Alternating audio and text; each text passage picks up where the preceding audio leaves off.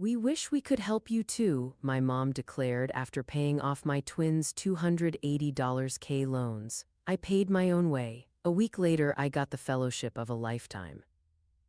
I've spent my entire life being the other twin.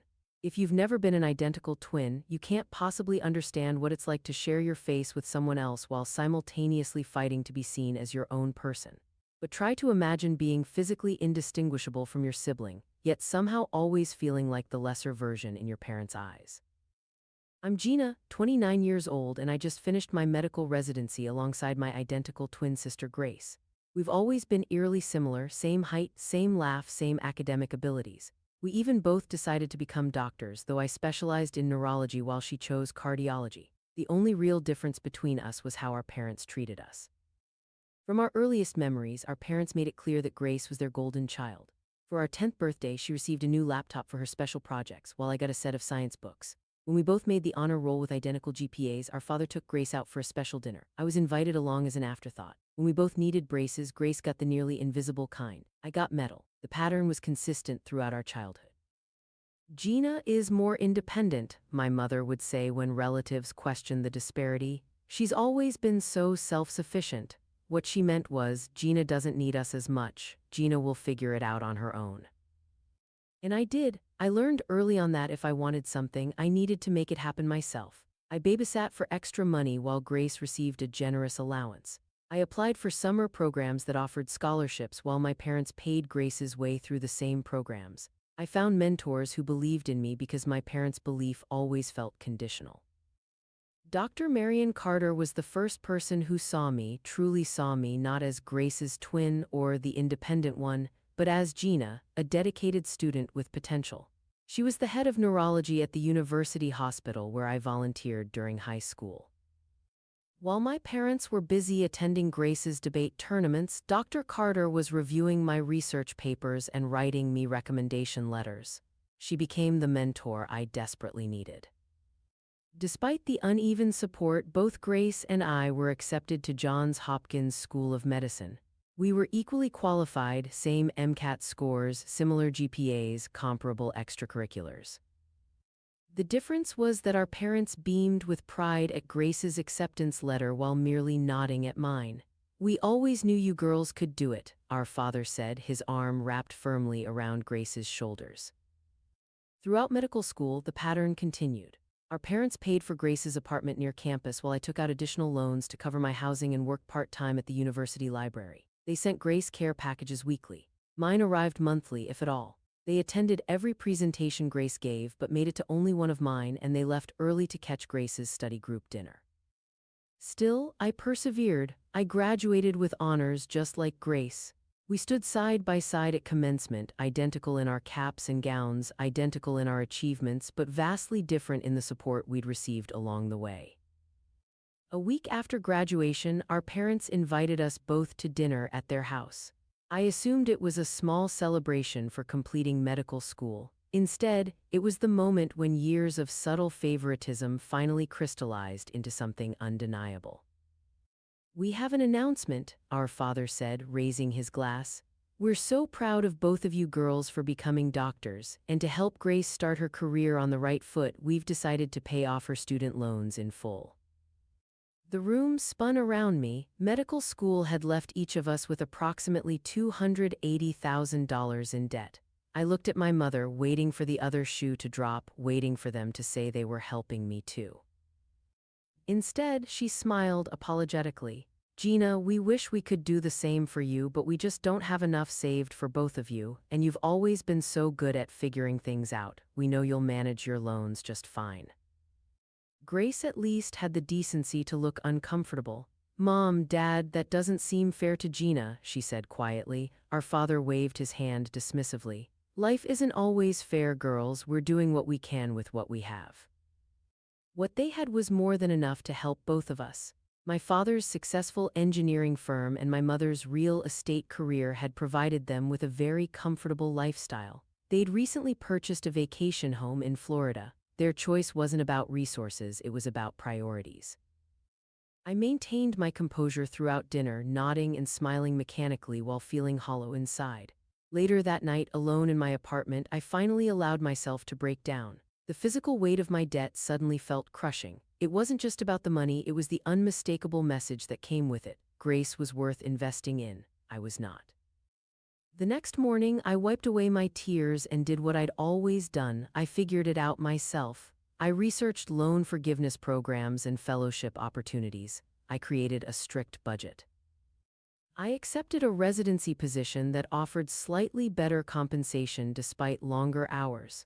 Meanwhile, Grace began her residency completely unburdened by debt, a luxury that allowed her to choose a prestigious but lower-paying position. Throughout our residency years, I worked longer hours than most of my peers. While other residents went out for drinks after shifts, I picked up extra rotations. While they took weekend trips to decompress, I stayed behind to save money. The burden of my loans colored every decision I made. 6 months before the end of our residency programs, Dr. Carter, who had continued to mentor me through medical school, approached me about the Patterson Neurology Fellowship. It was the most prestigious fellowship in the country, awarded to only 5 neurologists annually. It came with complete loan forgiveness and a generous stipend for continued research, but required relocating across the country and committing to an intense 5-year research program with minimal clinical hours. "You should apply, Gina," Dr. Carter said. "Your research on neuroplasticity in trauma patients is exactly what they're looking for. And if you get it, I might even drop by whatever celebration happens to be going on when the news breaks." I spent the next 3 months working on my application, often staying up until dawn after long hospital shifts to perfect my research proposal. I didn't tell my family about the application. Years of experience had taught me not to share my hopes with them. Their lukewarm reactions only dampened my enthusiasm. 2 weeks before our residency ended, my parents called with news. "We're throwing a party for Grace," my mother announced cheerfully. "A debt-free celebration. Now that her loans are paid off, we want to celebrate her beginning her career without financial burdens." The irony was suffocating. I had just made my final projected budget for the next 15 years of loan repayments the night before. "That sounds great," I lied. "When is it?" "Next Saturday at the Westbrook Country Club. We've invited the whole family and many of Grace's friends from medical school. You'll come early to help set it up, won't you?" I agreed, hiding myself for still seeking their approval while simultaneously dreading the event. The following Saturday, I arrived at the country club as requested, 3 hours before the party. The venue was elegant, with floor-to-ceiling windows overlooking manicured gardens. My mother had spared no expense. Elaborate floral centerpieces adorned each table, a champagne fountain bubbled in the corner, and a large custom banner read, "Congratulations, Dr. Grace, debt-free MD." As I arranged place cards at my mother's direction, relatives began to arrive. My aunt immediately cornered me. "Your parents are so wonderful to pay for Grace's education," she gushed. "They must be so proud of both of you becoming doctors." "Yes, they're very generous," I replied, swallowing the bitterness that threatened to choke me. My uncle was next. "You must be working on paying off your loans too, right? How many years will it take you?" "About 15, if everything goes according to plan," I answered, forcing a smile. "Well, that's the price of independence," he chuckled, oblivious to the sting of his words. By the time all the guests had arrived, I had perfected a mechanical smile that never reached my eyes. I stood in the background as my parents welcomed everyone as they toasted Grace's fresh start, as they congratulated themselves for supporting their children's dreams. Halfway through the party, during my father's elaborate toast about investing in the future, my phone vibrated in my pocket. I slipped away to the hallway to check it, grateful for any excuse to escape the celebration. It was an email from the Patterson Fellowship Committee. My hands trembled as I opened it, expecting another disappointment in a lifetime of them. Instead, the first word that caught my eye was "congratulations." I read the email 3 times to be sure. I had been selected as one of the 5 Patterson Fellows for the upcoming year. The fellowship included complete loan forgiveness, a research stipend that was nearly double what Grace would be making, and a position at the prestigious Carter Neuroscience Institute. It would mean leaving behind the city I'd grown to love, working grueling hours in the lab, and putting my personal life on hold for years, But at that moment, those sacrifices seemed insignificant compared to the opportunity before me. As I stood there, staring at my phone in disbelief, the country club doors opened and Dr. Carter walked in. True to her earlier hint, she had timed her arrival perfectly. She spotted me immediately and broke into a wide smile. "I couldn't wait to congratulate you in person," she said, embracing me. "When the committee told me you'd been selected, I asked for the honor of delivering the official letter myself." She handed me an elegant envelope with the Patterson seal. "You earned this, Gina, every bit of it. Your research proposal was revolutionary and your work ethic is unmatched. The committee was particularly impressed with how you managed groundbreaking research while handling your financial constraints." My eyes filled with tears, not just for the fellowship, but for having someone who believed in me so completely. Dr. Carter placed her hand on my shoulder. "I took the liberty of calling the venue when I got the news. I hope you don't mind that I'm crashing your sister's party, but I thought this deserved a proper announcement." Before I could protest, Dr. Carter guided me back into the ballroom where my father was still speaking. "Excuse me," Dr. Carter said, her authoritative voice cutting through my father's speech. "I apologize for the interruption, but I have an important announcement to make." The room fell silent as all eyes turned to us. My mother looked annoyed at the interruption. Grace looked confused but curious. For those who don't know me, I'm Dr. Marion Carter, director of the Carter Neuroscience Institute. I'm here today because I have the honor of announcing that Dr. Gina Wilson has been selected as one of this year's Patterson Neurology Fellows. A murmur ran through the crowd. My father's glass froze halfway to his lips. "This is the most prestigious fellowship in neurology, awarded to only 5 physicians nationally each year," Dr. Carter continued. "It recognizes exceptional medical research and promise in the field. The fellowship includes complete loan forgiveness, a substantial research grant, and a position at our institute." The silence that followed was deafening. Then, unexpectedly, Grace started to applaud. Others joined hesitantly at first, then with growing enthusiasm as the significance of the announcement sank in. My parents recovered quickly, moving to my side with practiced smiles.